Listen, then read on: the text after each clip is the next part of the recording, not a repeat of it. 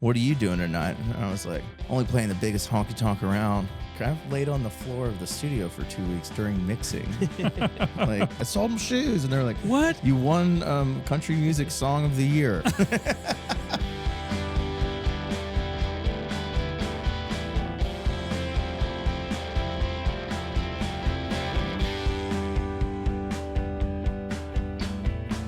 All right. Hey, y'all. Welcome to Everybody Gets 15 Minutes here at Waterloo Records in Austin, Texas. A quick conversation with some of our favorite acts we have the privilege of hosting live in store right here on our own stage. I'm Gus Ochoa, and this is Rob Baird, and this is Danny Golden. Hello. Hello. How are y'all doing? Welcome to Waterloo Records. Happy to be here. It's always a good day when you get to do the Waterloo Records CD release stage. We're so glad you're here. I've been looking forward to this one since Cory booked it. I say that a lot on this show, but it's true. I'm like, man, some of these folks I've heard of, some I haven't. And Danny, I'm going to actually sit down with you in a couple of weeks, it sounds like. So Danny, you being here is a surprise. I'm looking at my notes and I'm like, Rob Baird. Oh yeah, Danny Golden. That's right. So y'all been into the new store, yeah? Before? Yeah, man. Yeah. Have you been in? Second time in here. Nice. Yeah, me too. I came in maybe a month ago just to get the lay of the land. I should have been here sooner. I mean, it's been almost a year, so you're forgiven. Okay, thank you. Nice Thank you. space. I like the new stage a lot. Yeah. Yeah, it's got a vibe. Yeah, a lot more space. Everybody's saying. Yeah, which is cool. Upgrade on the equipment. The feng shui is pretty good. Yeah, man. Yeah, our in-house engineer Allie, who's amazing. They're so stoked about all of that for sure. So for folks who are being introduced to you, Rob, maybe for the first time, tell us a bit about how you are and how you got or who you are and how you got here today, I guess. Man, I started about 20 years ago. Yeah. I was a writer on Music Row in Nashville, but I was still living in Texas. I worked for this company called Carnival, and I made a couple records with them, and then lived in Nashville for a minute. They were kind of like, you gotta go. I was here, and then they're like, you gotta come over there. And then, this band, Florida Georgia Line, hit, and I knew that I couldn't write bro country songs.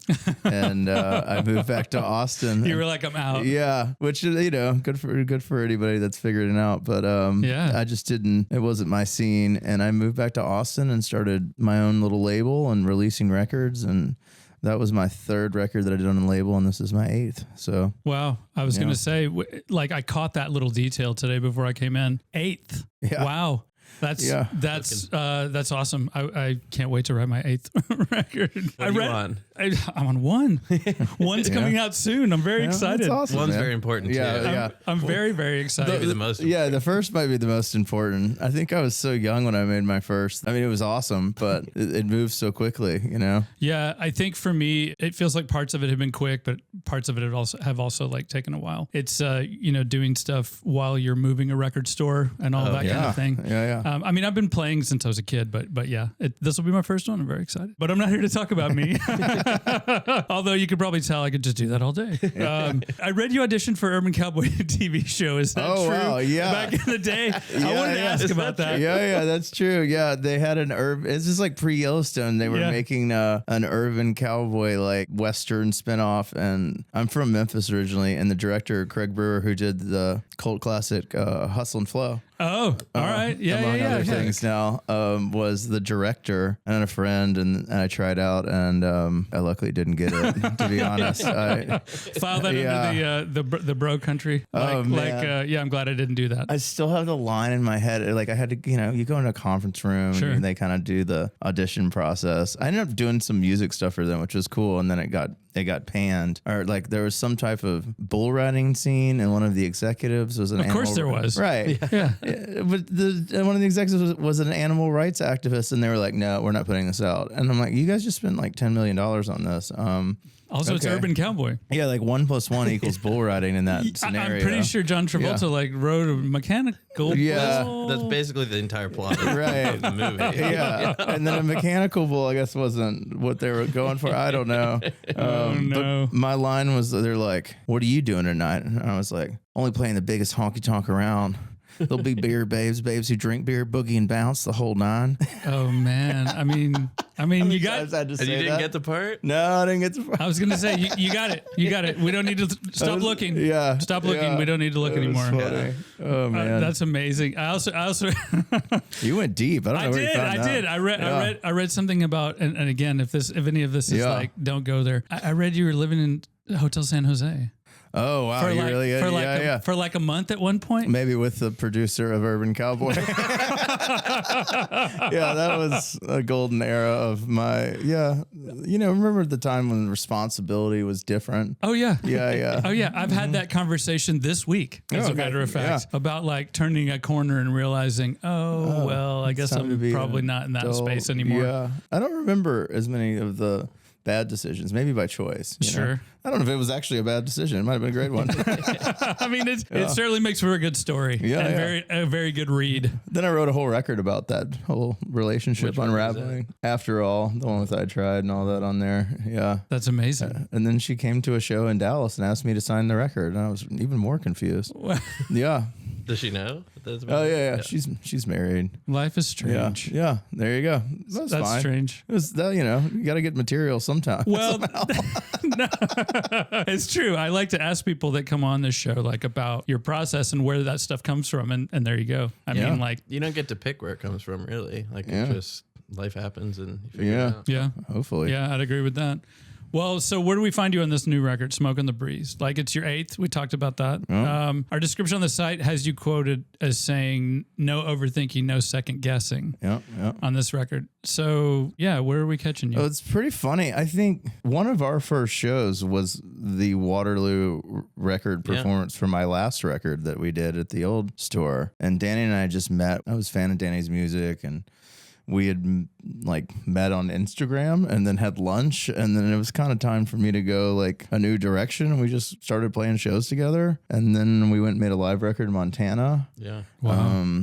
Started writing songs together. Yeah, we started writing, and I feel like the first song that we wrote is on this record. It just was working. Yeah, which was awesome. Basically, we went to Houston with this great engineer that kind of is my guy now, Steve Christensen, who worked with Krungbin. He's done, hundreds of records. He did a Steve Earle Towns record. I mean, you say that, and I think to what I've listened to on your record, and I'm like, okay, this is all making sense now. Yeah, okay. Okay. So sorry, please continue. No, you're great. Yeah. And my very first producer, who's been a friend forever, Scott Davis, who produced my first record, my second record. He's been with Hayes Carl forever. He plays Band of Heathen. Just, he can kind of play literally anything that kind of fill the gaps. And a darn good woodworker. Yeah, he's a great woodworker. I've got a wonderful cutting board at home that I just that I had designed to spec, and he'd built it for me. And that's a good friend to have. It really is. And we just went to Houston and just cut the songs. Like they were arranged. There was really just everybody in the room. Danny was playing guitar. We had our friend Richie Millsap, who I used to go to Central Market in Fort Worth, and he was 16 playing with his dad and now plays with John Fogerty. Oh, wow. So it's been a crazy ride. I mean, Millsap, is he related to Ronnie? He's related to Dave Millsap. Oh, okay. All right. He's a blues musician from Fort Worth that used to run around with like T-Bone and Gary Nichols. Incredible. And then Scott played bass and a little guitar. Danny played guitar, and our friend Sean Giddings. And it was just like 5 or 6 of us in the room. And I mean, Steve. Noah, Will Van Horn, great. Yeah. Noah Jeffries, he's got the Monday fiddle situation at radio, but also plays with. Oh, that's awesome. Hayes. And man, we just kind of got in there and ate Thai food and cut the songs, and that was it. Most of it was live, like from the singing standpoint. All the band was live. We did 7 tracks. I walked around for a year and kind of was like, something's unfinished. Like we had gotten there, and then we cut 3 more in January. I mean, I found a song on my phone and called Danny and was like, hey man, I think it was pretty good. I think I wrote it during Thanksgiving. I was in Santa Fe, and I just was like, we should just kind of finish the little parts of this, and then we just recorded it. Yeah, it was like cut and ready for the record the next week. Yeah. So it's been like the least path of resistance I've had on making a record. It was so smooth. Like I've made records, and I overcomplicate the process for myself, and like this, just watching you work, I learned like it doesn't have to be excruciating, which is nice. It really is. I think my previous record was like, we remixed it. There was not drama, but it was just uphill, know.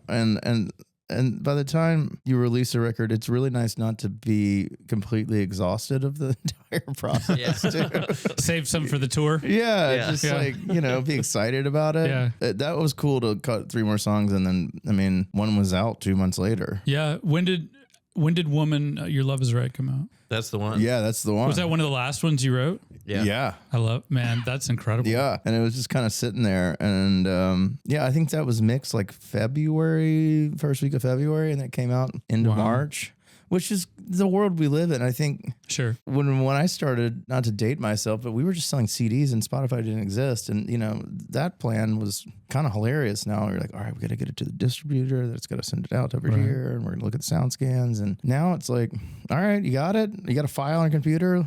You can upload it and then hopefully like give it a little time to get it out to the promo people. But yeah, man, it's nice. I just try to remove as much nonsense and just kind of be like, let's just see what happens. Yeah, that is really cool about how, I mean, there's a lot of things about the music industry, I think these days that are consistent with ripping the artist off. Oh yeah, but, for sure. But one of the cool things is like, you know, I mean, when I was a kid, having a phone with an app that I could record onto in my pocket, or I've talked to artists in here, Ramesh from Voxtrot, for instance, it's like, I'm just going to put out this song today, or I'm just going to put out these 3 songs now. It's like, you could just do that without even, like you said, like I got to burn the CD and then I got to go do the thing with the distributor and all this kind of stuff. Yeah. It's crazy. Yeah. I love that though. I mean, yeah, the whole music business in general is just like everyone's fighting for attention, but Sure. I mean, like hypothetically, you could write, record, and release a song in a week. Now. Yeah. It could be out in the world. Probably. Yeah.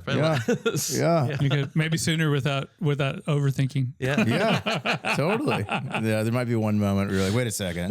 Yeah. Turn the guitar up a little bit. Yeah, exactly. Yeah. Exactly. Well, as far as your sound goes, like on that song in particular, I really, really enjoy it. It reminds me very much of like a 70s, like Southern California. I mean, your sound's been described as like, you know, everyone from Tom Petty to Bob Seger to Lucinda Williams to all of these kinds of things. To me, it was like the Eagles a little bit on that tune that I enjoy very much. Yeah, there's definitely some easy listening, not like in a bad way. I don't mean, I absolutely don't mean the Eagles. It's not like Big Lebowski, like, you know. Had a rough night. Yeah, exactly. Exactly. I actually like some of the Eagles stuff. Sorry, dude. But yeah, what do you think about these comparisons? Do they ring true to you? Like, how would you, I guess, describe your sound? I mean, those are as much of like influences as for me over time. Like, you know, all the great Americana songwriters and as you dig in. There are worse things to be compared Yeah, to. exactly. So yeah, it's awesome. I mean, I don't know. Maybe if you look at the whole catalog, I think this record in particular was so fun because we were just cutting it live. I'm playing guitar and it's just like the most I felt like myself because it was essentially, you know, okay, let's go back and retrack that guitar or any of that. It's just like, here it is. So that was just kind of extremely freeing, to be honest, because it's like, this is it. This is what we got. This is who you are. Yeah, let's mix it and call it a day. I love that you said freeing because I was about to ask, like, does that, when you perform them live, do you feel like more connect? Like, man, I know what I'm going to do. This is exactly what I did in the studio. I'm going to go out there and I'm going to do my version of it tonight. Does it feel like that, or is it more like I don't know? I feel like, I guess what I'm saying, when you record and re-record and you make a track perfect and all these kind of things, you're always reaching for something versus like, I don't know, what you're describing is like, well, this is what I did. This is how it came out this day. Yeah. I'm going to go do it now. Is that? We didn't really change much of the arrangements. So like for the live show, you mean? Or for the record? Well, for the record, into like the songs started and they were arranged and like there's no, I feel like always like a random sus chord or something would like pop into it in the studio or somebody would be like, hey, what if we did this cool move? Yeah. Happy accidents. Yeah. And like for this, they were pretty much formed. Yeah. And so now playing them live, it's like we've been playing these songs for a year plus, except for the new stuff. And it just seems so natural. And they work great as a duo and they work great with the band. And so it's just like, there's not a lot of tricks, but in the best way. It's not like, I love that they can be translated any way. Yeah. I mean, there's almost no overdubs on the record. Yeah. Like it's a pretty live record. So playing it, you can recreate that sound very naturally. Yeah. That's beautiful. Well, as far as the songwriting goes, is it like, how does it work for you? Like you said, you're at Thanksgiving. You're like, here comes a song. Yeah. I've talked before about, you know, a story I read about Neil Young, like taking his guitar everywhere with him and literally getting up from a dinner table and going in the other room because something hit him and he's got to put it down. Like, how does it work for you? Man, I kind of find quiet moments and try to sit down and like once or twice a week come up with like ideas and just put them on the phone, which is so great. Yeah, it is. And then leave them alone for a month or two. And then when I generally, the last thing I want to do is listen to music like 8 a.m. on a Monday, I will go out on the trail and go through every one and like delete, Yeah. and then find something that I'm like, oh, this kind of has something cool, you know, put a little emoji by it and then write down who would be cool to write it with or when to finish it. And that has been my process for like 4 or 5 years now. Wow. And it's just simple. If you still like it later and see something, that's great. I mean, there is a lot of me just going like, oh, this is horrible, but that's okay. No, nobody ever hears it, but that's essentially my process, is just kind of finding some type of vibe and a concept and then ratcheting on it. Yeah. I read a Billboard article from a few years back where you were talking about After All, I like didn't that even know album. I was in Billboard. Okay. Isn't that amazing? Yeah. It's funny the things I bring Yeah. in here to talk to people. Yeah. They're like, wait, this is what? Billboard? Yeah. What? John Yeah. Wesley Coleman was on. He was like, Kevin Curtin said, what about me? Yeah. I'm going to call him up. Yeah. No, he was pretty happy about that. But we were talking about After All earlier. About this record in Billboard a few years back, it has you quoted as saying, I definitely feel secure in where I'm at as an artist and moving forward. It's not just some guy in Texas trying to be a songwriter. I have a lot of confidence in this record. It's another step ahead. Yeah. The same Wow. article said Kinky Friedman once said that an artist should at least once get a chance to make a record completely the way they want to do it. Wow. And that's what we did here. This record really changed my life. So Who was my publicist back then? Yeah, I think I know. So in relation Yeah. to that, like that versus where you are now, I mean, does that still ring true for you today? Yeah, I mean, we did make that record. That record was like kind of like a crazy pilgrimage to Nashville with this great engineer. But yeah, I think that has just kind of become the only way to do it at this point now. Like I was kind of discovering that back then, and now it's like, what are we gonna do? Like let's even make it more like that and less complicated, as we've been saying, you know? And more you. Yeah, totally. Yeah. I mean, as I remember making that record, we were like we were really, I laid on the floor of the studio for 2 weeks during mixing. Like Steve mixed this and like sent it to me. I had like 3 changes and that was it. Well, that was the one Yeah. too. I read that the lead engineer for like Cage the Elephant's record, the Social Yeah. Cues, worked on that one. Yeah. Man, Jeremy that's Ferguson, he's all awesome. over the place. Yeah. That's I don't amazing. even know. I mean, he's a great friend, but I don't even know how we got it. I mean, he called me and Cage the Elephant had called him and he's like, all right, good news is your record's almost mixed. Bad news, Cage the Elephant called. You're going to have about 9 months with you just waiting. And I was like, okay, great. I feel I feel like that sounds about right. Yeah, I did a lot of yoga back then. Yeah, did you? Yeah, I got really into it. I was just like losing my mind, man. But it all worked out. Well, was something like the Hard Luck Recording Company, for instance, was something like that born out of that same sort of conviction? Man, that was kind of born out of necessity. And it was a little crazy back then. It wasn't crazy, but like people just started kind of, I mean, obviously like Oh Boy Records, John Prine, people had started their label, but for like an independent artist to be like, I'm starting a label. I just had a really great manager at the time that saw the vision of it and like got it logoed, and then we kind of built it out, and I had some artists on there that I helped do a couple records that ended up getting picked up by some majors, which was cool. And then COVID hit, and I was like, this is my record label. Always, man, yeah. It's funny, again, with these conversations, I can't have them without COVID hitting. Yeah, for and like sure. something happened. It's like pre-COVID, post-COVID. Yeah. So now it's just kind of become the place for my records, which has been great, man. Like, I have a great distribution company that has been really supportive for a long time, and just to kind of a hat to hang it, and it's my thing. And seeing LP8 when we went to print the vinyl was always just like, okay, wow, how many more do you got? Every question you always ask, how many more do I have? And I mean, from the dream to reality, right? It's Yeah. like, dude, 8 in, that's amazing. Yeah. Well, do you have any favorites on this one that you want to call it? Because personally, can I say of mine that course. I'm enjoying? No, please. I really like Long Way Santa Fe. Like I really like the warm, like tonal quality of that piano. Yeah. It sounds so nice. It's awesome. It's almost like dissonant or out of tune or ish. I don't know. It sounds really like authentic in the room. I really dig that. And I like Before You Were Mine. Yeah. It reminds me in a way of what Whiskey Town sort of used to do. Yeah, man. Don't be Whiskey Town. yeah, okay. I mean, I don't know how you feel about all of that, but that's a whole for me, back that was pure. Yeah, Yeah. exactly. That's what that one kind of gets me. I also like Chalk for the phrasing and the cadence of the lyrics. It reminds me the way you do that that phrasing reminds me of Way Over Yonder in the Minor Key. Oh, like wow. that Billy Bragg Yeah, Wilco song, yeah, like yeah, how of that one course. starts out. That I really enjoyed that one too, man. So yeah, I'll Thanks, stop man. talking about those right now. But like, yeah. do you have some on this record that stand out to you that you're like, oh yeah, these are the ones I'm going to call out? Before Your Mind was the first song Danny and I wrote, so that kind of like opened the idea of this entire record. I do love Sean's performance on Long Way Santa Fe. I mean, that whole song's built on his piano. I mean, it's on his back it's the amazing, entire time, and the like mid-rangey elements. I think I never got a piano tuner bill, so I'm pretty sure that Just a little bit. Yeah. Which is, I mean, Danny just made me get my. He didn't make me, but it's highly suggested that I get my piano tuned at my house. That one was more than slightly. Yeah. That one had probably fallen down the stairs a few times. I don't know though. I like that though. Yeah, this is about a half out, maybe more. Like the guy was like, he saw it and he was like, oh, okay. But They're just judging you. Yeah, totally. You know, when a piano tuner is judging you, it's an interesting day. But I do love those idiosyncrasies of, he's making it sound, especially in the world, everybody's all worried about AI, and not to get into that, but it's like,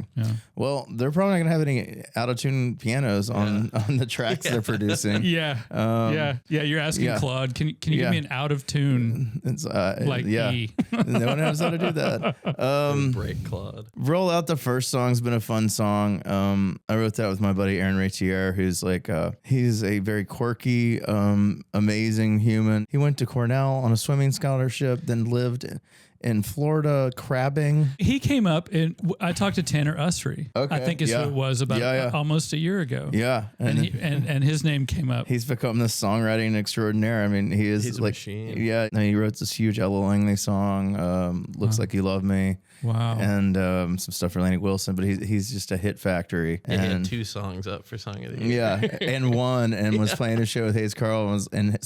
He's the kind of guy that sells his shoes at the merch table. What? To see if someone will buy them. And he came back in the back, green room, was like, I sold him shoes. And they were like, you won Country Music Song of the Year.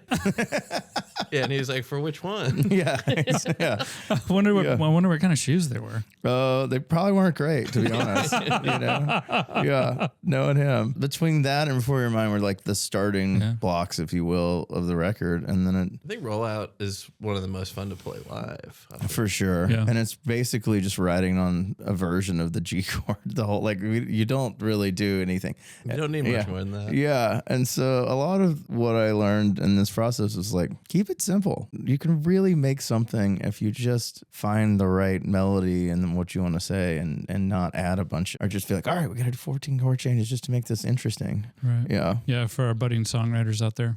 Yeah. Keep it simple. You can. There's only so many ways to slay the beast. True. So lastly, as you make your way around in support of the record, give us some things you've been listening to or things that you like to listen to. We're a record store. I like to ask folks who come Yeah, through. for sure. There are a few things that you're, there can be stuff these days that locally or otherwise, or anything. Like what do you listen to that you're really into right now? I got to go to the Bingham taping that was here, and that record is really cool. With the Texas Gentleman. Yep. Man, we worked an event out of the long time that he did. Oh, I saw that looked really fun. Man, I love the Texas Gentleman, and it was my first time meeting Ryan, and he's a very nice guy. Some of the gents played with me a long time ago, and it's just funny to see. I mean, everybody found their creative home, it seems like there, so that was really fun. Yeah. And the taping was fantastic. Nice. Danny's record's coming out. Yeah, June 24th it'll be out. Yeah, okay. So that's fantastic. Nice. And I'm ready for my record release to be over and for me to do Danny's record release. What might surprise people? Or me, or anybody. I probably listened to the Harry Styles record 150 times. Man, we had a big listening party for his single I think here. I drove by and I was like, "What the hell's going on over there?"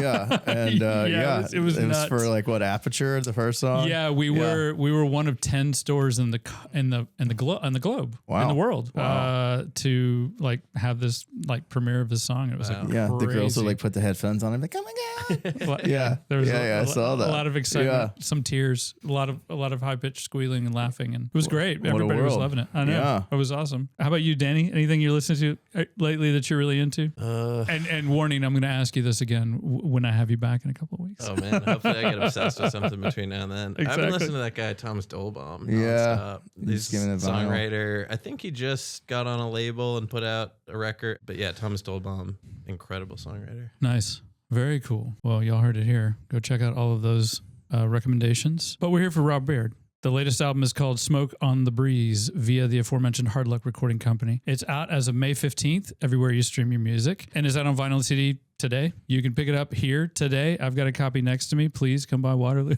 Yeah. As soon as you see this, as soon as you hear it, as soon as it hits your ears. Rob is also another satisfied customer pressed at Gold Rush. Am I right? Yeah, man. I've been working Yeah. with Karen since she started. Well, there we Yeah. go. A little shout out to Karen, our co-owner. You can follow him on Instagram at Rob Baird Music. And for all things Rob Baird, please visit robbairdmusic.com.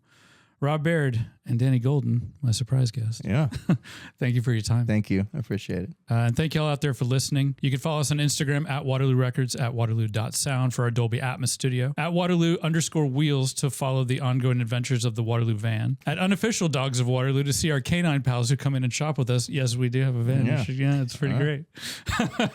And as always, at EG15M to keep up with all of our interviews here. To subscribe to Everybody Gets 15 Minutes, you can find us on YouTube or on the Waterloo Records channel and wherever you get your podcasts. I'd like to thank Cory Reinisch, our marketing director, Allie Lingren, our in-house engineer, Mads Lupold, for putting these together, Audio-Technica for the headphones and mics, and of course the fine folks on staff here at the shop, without which none of this is possible. I'm Gus Ochoa. See y'all next time, and until then, support the artists you love, support your local record store. And the next time you're in Austin, stop in and say, hey, we'd love to see you. Adios, y'all.